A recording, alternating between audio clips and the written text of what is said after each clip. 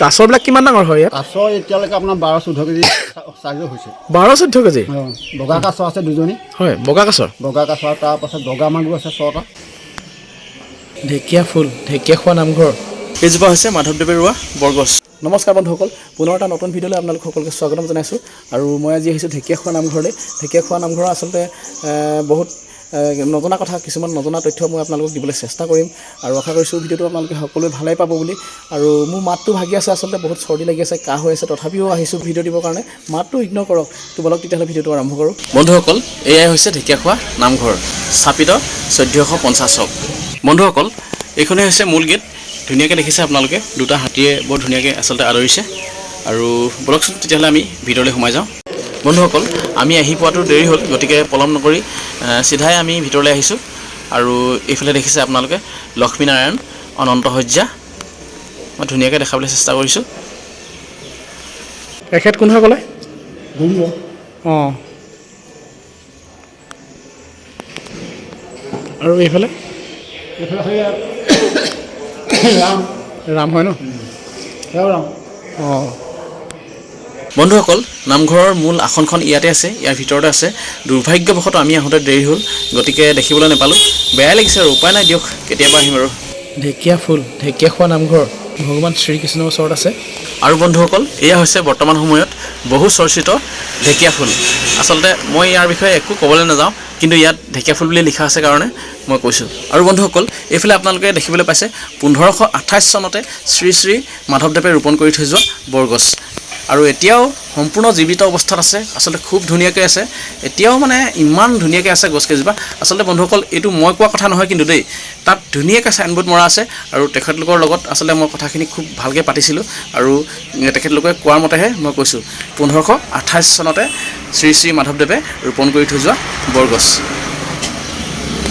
মহাপুৰুষ শ্ৰী শ্ৰী মাধৱদেৱে 1450 চনত দিহা নদীৰ কাষত এই স্থানতে ভৰি ধোৱা মহাভাগ।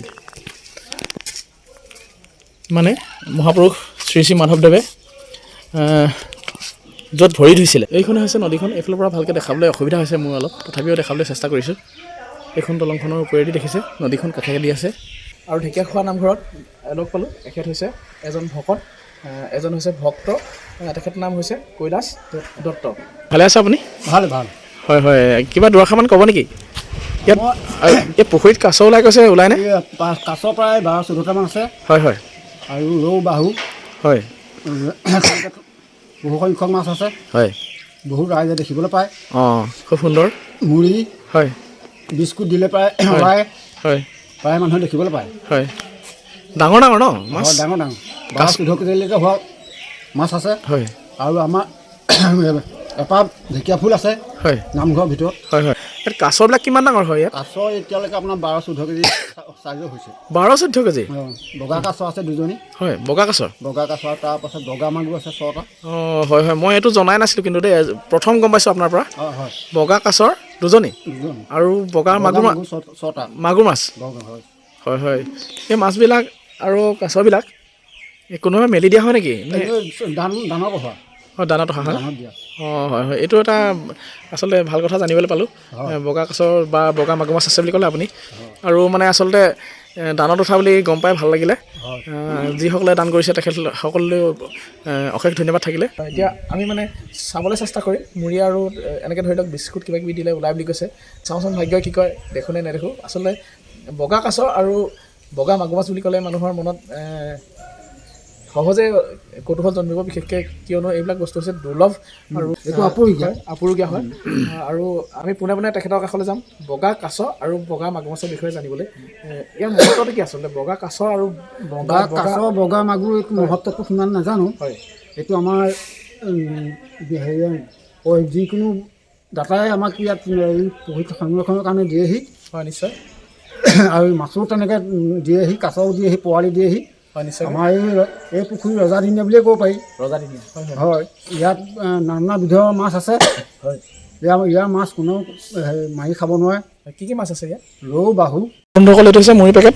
দিয়ক, ছটিয়াই দিয়ক।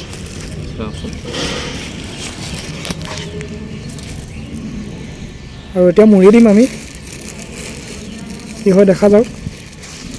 অলপ ওচৰলৈ যাব পাৰিব লাগিছে ন? তাত নপৰিবই নি মুড়িখিনি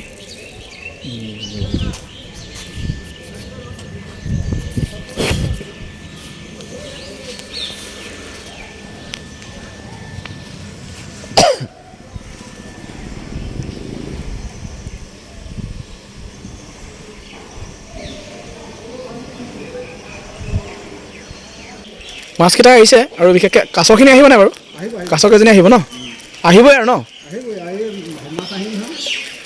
কাছও আহিব